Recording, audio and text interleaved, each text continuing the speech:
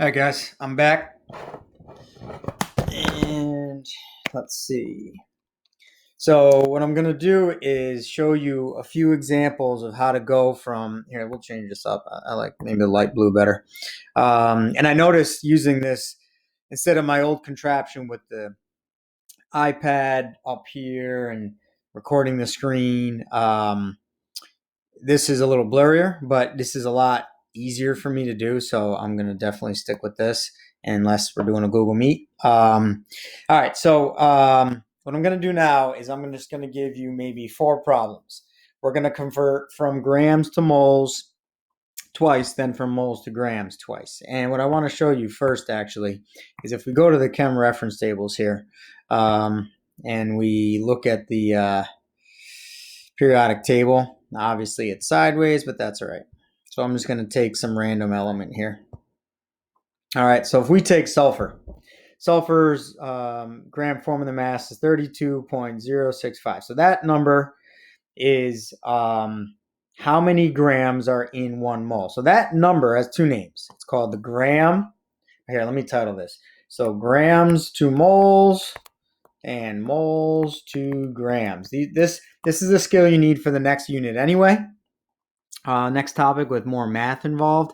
Some stoichiometry, some percents, some other stuff. So anyways, grams to moles, moles to grams. So, and we have talked about this before, but I'm going to make sure you guys know what's going on. So basically, you take any element or any compound. If you look at the mass on the periodic table here, these masses tell you how many grams are in 1 mole. So I'm going to give you 2 names here. The gram formula mass, or it's called molar mass. Either one of these basically tells you how many grams are in 1 mole, grams per mole. So when you look at sulfur in the top right corner, it's 32.065. All right. So basically what that means for sulfur, 32 grams are in 1 mole of sulfur. So if you have 1 mole of sulfur, which we already learned is 6.022 times 10 to the 23rd particles. So if I had a pile of sulfur here and all these dots, okay, each I know it's really messy, but each dot here, each mark is an atom of sulfur, and I had this many particles, this many atoms of sulfur right here. This would be equal to 1 mole of sulfur. And if I was to put all of these particles on top of a scale, it would be 32 grams. That's what these phrases mean. Gram formula mass or molar mass. So again, the mass on the periodic table, whatever element it is, look up the mass number. That is how many grams are in 1 mole of that substance, sulfur, whatever it is, right? So I'm just explaining things we've already heard or learned, right? This number is how many particles are right here, let's say. And if that is how many particles of sulfur we actually have 1 mole of sulfur. And what does that mean? It means we have 32 grams of sulfur. So the most important thing to take away from this video is the name here, gram formula mass, molar mass. Either one means the mass from the chart. And what does that mean? That's how many grams are in 1 mole. So the biggest takeaway here is right here, this unit, grams per mole, and how to find it. So, for example, so here's how we're going to use that. So if I have 32 grams of sulfur, that's equal to 1 mole. Well, how many moles are in 16 grams of sulfur, right? Oops, I don't need that. So I'm just doing this very quickly. I'm taking that number just to give you a concept. So if you know there's 32 grams of sulfur in 1 mole, why? Because that's the mass from the periodic table. That's always true. Then you can do a proportion. You can say, all right, well, if 32 grams are in 1 mole, and I have 16 grams, how many moles will there be?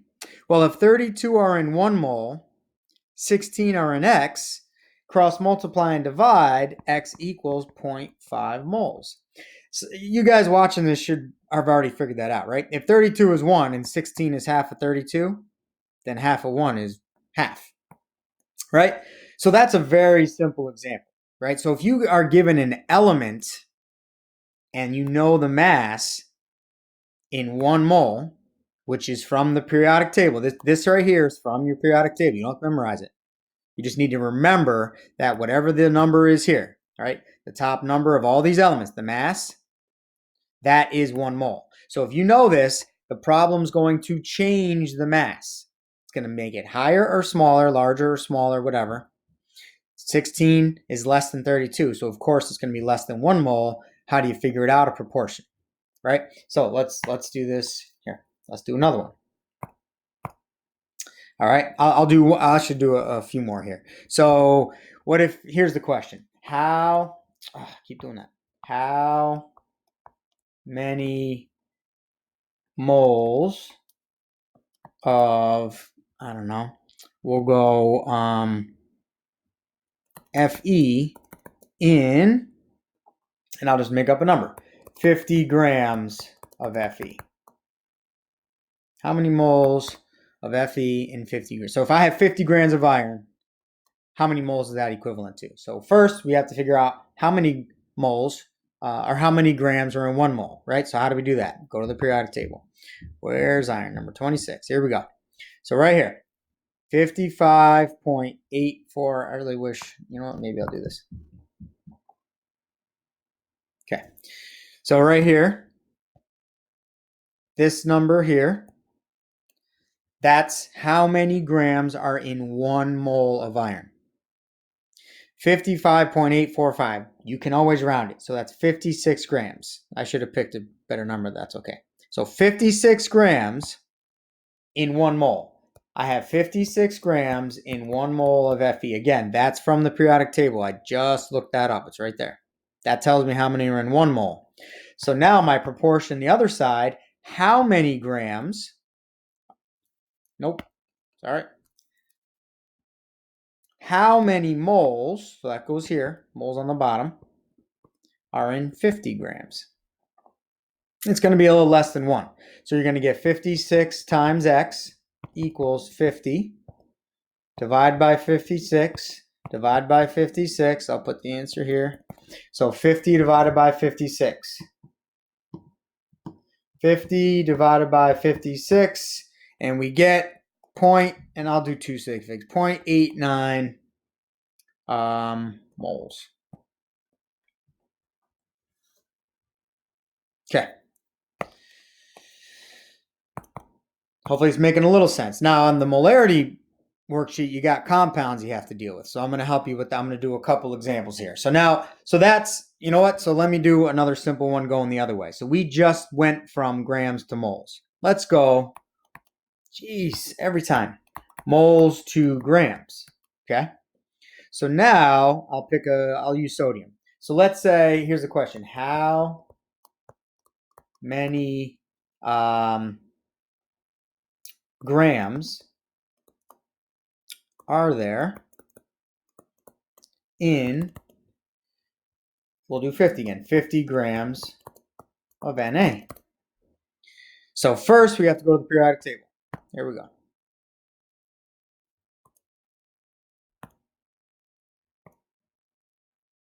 Okay. All right. There we go. All right, this is just so I can mess around with it here. All right, let's go neon green here. This one's a good one. All right, right here. That's what we want. That tells me I have 23 grams per mole. Maybe this isn't the best to use. I don't know if you can see that, but 23 grams, that's the unit, 23 grams per mole. That's what that tells me. I'm rounding to 23. All right, back to this. So I have 23 grams in 1 mole. Question says how many grams? So X grams on top. If we have, sorry guys. How many grams are there in, I'll get here, 2.5 moles. Sorry. I was giving you the same unit. Sorry. Recap or restart. How many grams are there in 2.5 moles of Na? So we go to the periodic table here. We say, all right, 23 grams are in 1 mole. 23 grams in 1 mole. How many grams are in 2.5 moles, right? 2.5 moles. So if I know 23 is in 1, there's going to be a lot more than 23 if it's 2.5, right? So we just cross multiply 2.5 times 23. 2.5 times 23. 2.5 times 23. And X equals 57.5 grams. There it is. 57.5 grams. All right. So I just gave you a couple examples there. Now let's get into compounds. So what if I'll give you, you know what, for the sake of time, I forget, where am I in the timer here? I don't know how to bring that back up here. So it's just, let's see, I think it's this thing. Yeah, 11. Yeah, okay. All right, so let's just do one more of each here with the compounds. All right, so let me kill that, come back here. All right, so here we go. Let's do it this way. How many moles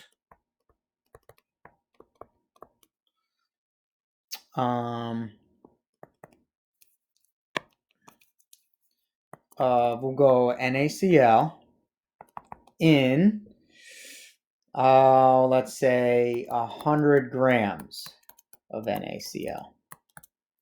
So how many moles of NaCl in 100 grams of NaCl? Okay.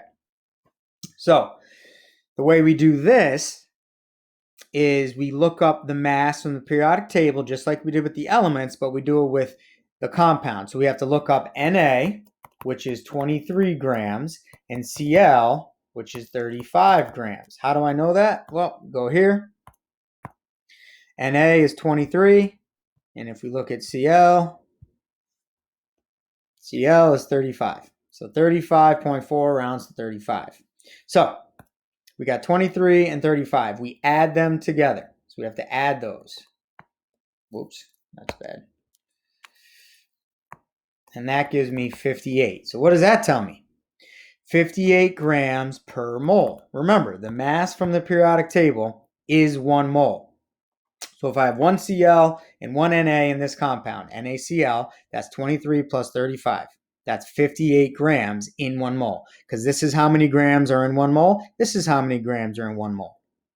So I add them up, and really I should do per mole. 58 grams per mole. So now we do our proportion. 58 grams are in 1 mole. How many moles? How many moles are in 100 grams? Cross multiply and divide. 58 times x, 58x equals 100. Divide by 58, run out of room, sorry. Divide by 58, x equals 100 divided by 58, and we get 1.72 moles. 1.72 moles. There we go.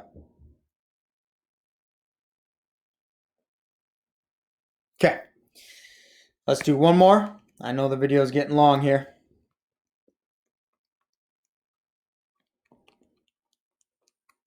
Okay. Let's go with, we'll keep it kind of simple here. We'll go the other way around too. We'll say, how many grams in 0.25 moles of CaCl2? So this time we're going from moles to grams. Same concept. This one's a little harder because it's CaCl2, but still the same concept. We go to the periodic table, we look up the mass of Ca and Cl. So Ca is 40 grams per mole, and then I have 2 Cl, so Cl and Cl. 35 grams per mole, 35 grams per mole. Right? So again, Cl is 35, Ca right here is 40 grams per mole. All right, so we add those up. So add those up, and we get 110 grams per mole. So CaCl2, 110 grams in 1 mole. Why? Because that's what all the mass is added up to. So I'm just going to erase that to give me more space. Now we do our proportion, 110 grams in 1 mole. This time we are looking for grams because it says how many grams. And they give us the moles, 0.25 moles. Cross multiply, x equals 110 times 0.25, and we get 27.5 grams. So that's what you need to do on numbers 8, 9, and 10 in the molarity worksheet due today. I'm going to give you a worksheet with maybe like, I don't know, 8 of these sounds good. 4 going from grams to moles and 4 going moles to grams. I'll give you a couple elements, then compounds. All right. And then we'll go over that tomorrow. And then have you do 8, 9, and 10, do Wednesday, and then we'll move on. All right. So feel free, text to remind through classroom, email, whatever. If this is super confusing, I'll try and help the best I can remotely here. And we are going to do a Google Meet Wednesday, so we can also do this, talk about it then. All right.